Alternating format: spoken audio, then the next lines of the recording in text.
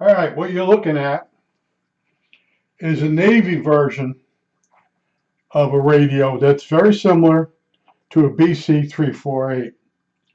One of the main differences is this thing looks uh, shorter and not as wide, but it's pretty deep. And it goes under under the numbers and letters RBM-5. So you can look that up. Now, I do believe it goes from 2 megacycles to 18 megacycles. It doesn't do AM broadcast band that I know of. There's information about this on the internet. There's one manual with the schematic. There's a couple schematics separate as PDFs, but comparing this radio to a BC348, there's a lot less interest, and there's a lot less tech. I don't think anybody's ever modified one of these because they're really not anything real special. You know, they got the BFO. They have a slower tuning on them. They have a gain control on it, which the other ones don't have.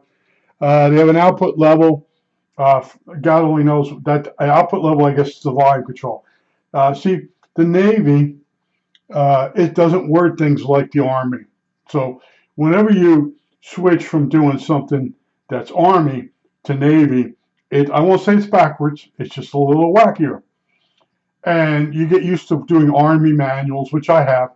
And I went to tech school, Retz and Nutley, and we used Army manuals. So a lot of the verbiage, I guess I can use the word verbiage, that I've learned is based on the Army.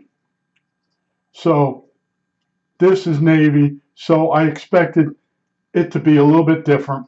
And there's a cable that comes out the back. There is a jack in the very back of the radio, and I have the cable, and it comes out and it goes to the power supply. Now, if you really want to laugh, go up and look at RBM-5 military radio and see how this gets set up. There's two models, two of these that go side by side.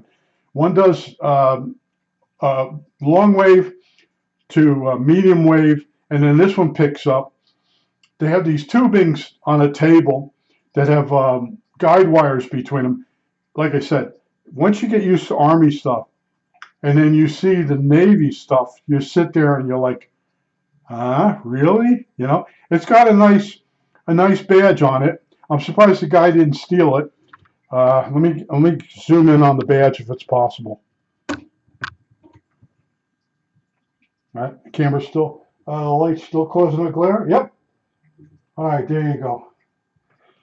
Now, another thing too is this radio, the top of the radio has 4, 5, 6, 7, 8, 9, 10, 11, 12. 12 thumb screws on it to get the lid off. Now, when you first look at it, and I did, but I don't panic.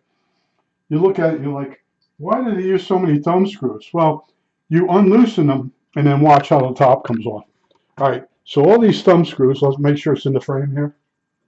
They're all loose now. And you take the lid and you move it forward. And then hopefully, I'm holding the camera, so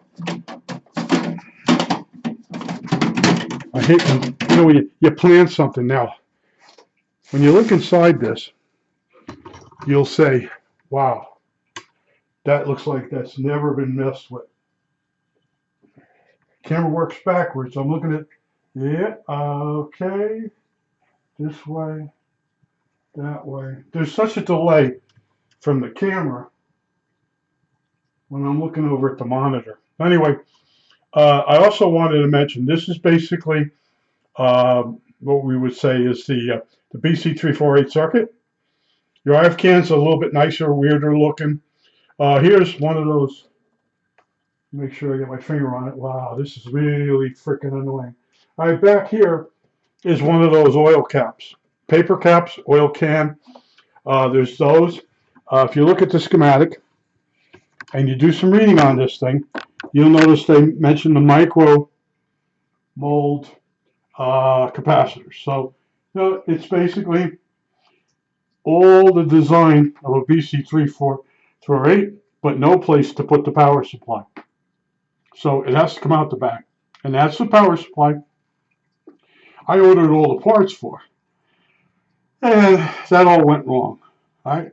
That all went wrong. And then the guy has promised me to send me another transformer. We'll see. I might end up having to order another transformer because he sent me the wrong one. He's promising to send me another transformer, but you can't trust anyone on eBay. You can't. You just can't anymore.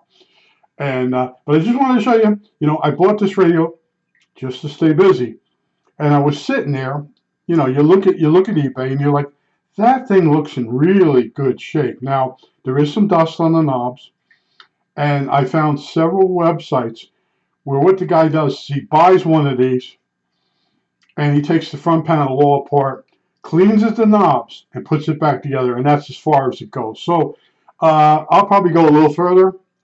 You know, once I start realizing how hard it might be to get those oil capacitors out.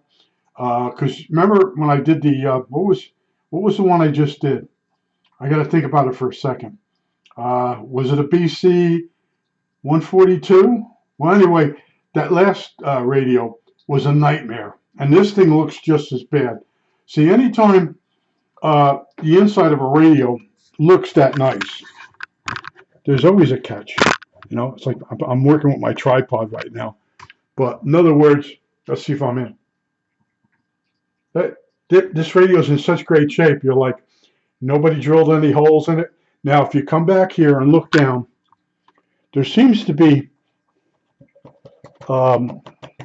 slides on here, a shelving slide to slide in and out. And it does seem to be drilled and mounted in such a way that I think it might actually belong on the radio. I don't know. There's such little documentation. There's a lot of the pictures of this that I found are hand drawings.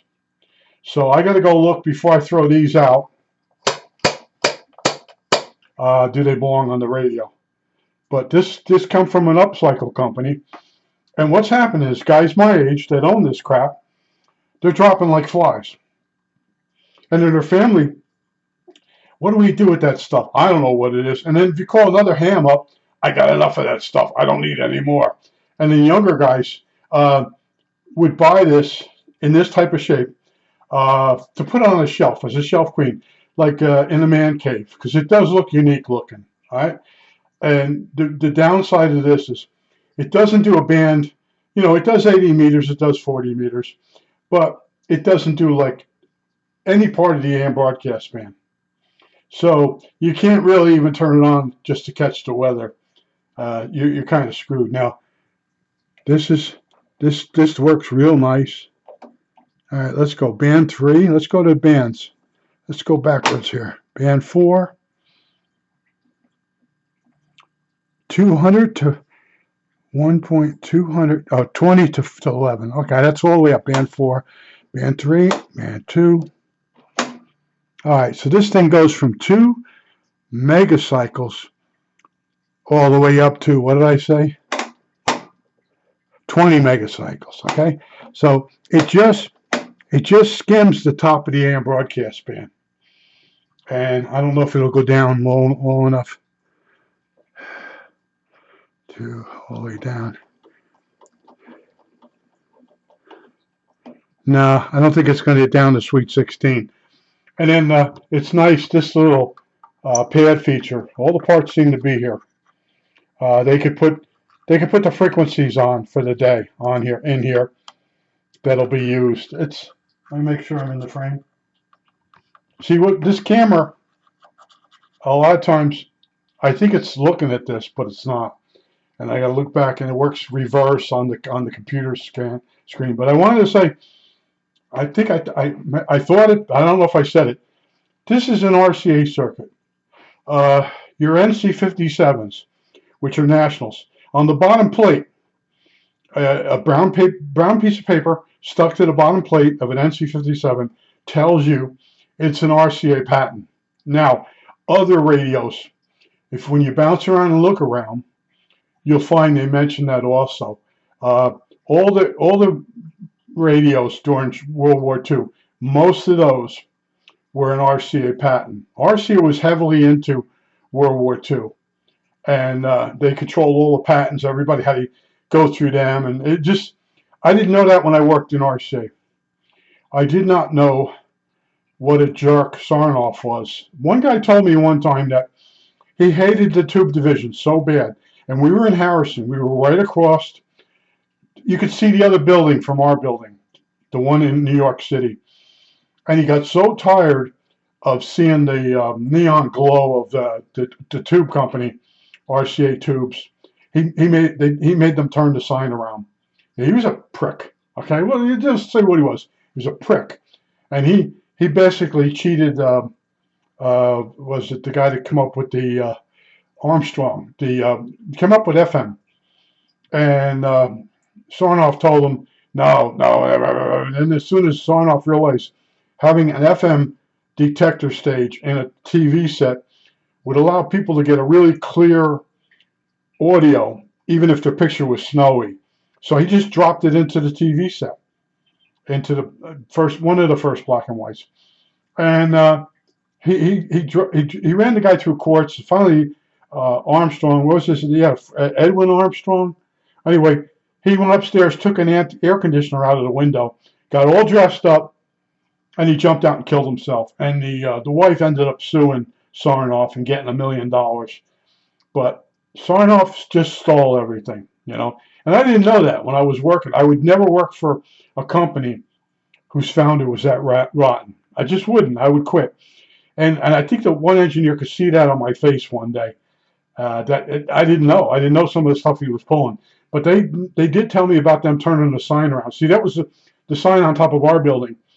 And the engineers would tell you Sarnoff hated the tube engineers because no matter what amount of money he wanted them to make, they always met the deadline and got the money. He just wanted to close the tube business down at some point.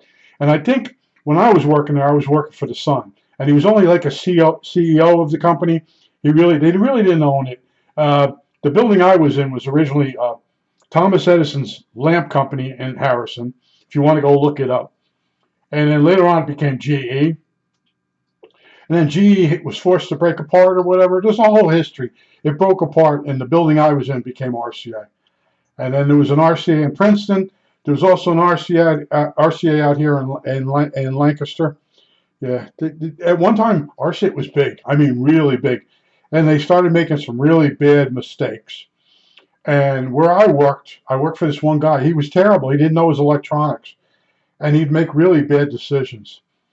And I think he's still alive, so I won't make any real comments. But in other words, there are people that know what they're doing. There's people aren't. And I don't know if it's called the Peter Principle. You keep getting promoted up to a job that you don't know what the hell you're doing. So a company, as it goes along, everybody starts getting promoted up. And then the real talent gets messed up, and then the company starts going the other way. And they try to make big decisions based on their ego. We never had trouble like that before. And that's what you actually hear come out of people's mouths. I don't know what this knob here is for. Maybe for carrying it. See, I have no real information on this thing. That's what's going to make this a real challenge. You know, I know the basic circuit. I have it in my head. I'm looking at this thing and I'm seeing, are those capacitors? This thing looks like it's loaded up with some really expensive stuff. Hopefully they're coils. I'm going to label some of the inside stuff. It does have 4 IF cans. You know how I love 4 IF cans and 4 tuning sections, 4 tuning capacitor sections. You know, this end has a single. I believe it's a single tube front end in the RF. It's not a double like some of your BC 348s. Yeah, some of those. You'll see an antenna tune on it, and if you really look on the inside, it's got 2 RF amplifiers, tubes, and they're both on. And then, in one of the manuals, Hellcrafters says there's no need to have 2 of them on, and it makes the radio too narrow. It's the same circuit they use, only they shut one of the tubes off, or took one of the tubes. Yeah, they shut one of the tubes off when you're on the AM broadcast band. And there's ways around that when you have too much gain, but they left that section out. So anytime they're telling you this radio's got this feature, beware. They could be telling you they got this fancy thing because they took out something maybe you would want. But these old radios are hilarious. Like this is an antenna compensation knob. It's a variable capacitor. It's in the antenna circuit, but it's so elegantly done. And these are the original knobs. You know, then you got your antenna. You know, you press in antenna, lay in the frame, press it in. Your ground. This I have no idea what this is. What does it say? Off. Light. Oh, this is the light switch. Oh, look at that. Yeah, it's the same as the BC348. And then you got a noise limiter down here. And then, of course, your phones. Audio level, but they call the volume level output level. This thing here is automatic volume control. Oh, does it move? Oh, they all move. This radio has been sitting somewhere really nice. I can tell. It doesn't have that musty smell to it. So it might have been in an attic. All right, yeah, it's got a certain amount of dust on the knobs. So I'm guessing this was kept in an attic versus a cellar. I think that's it. All right, that's it.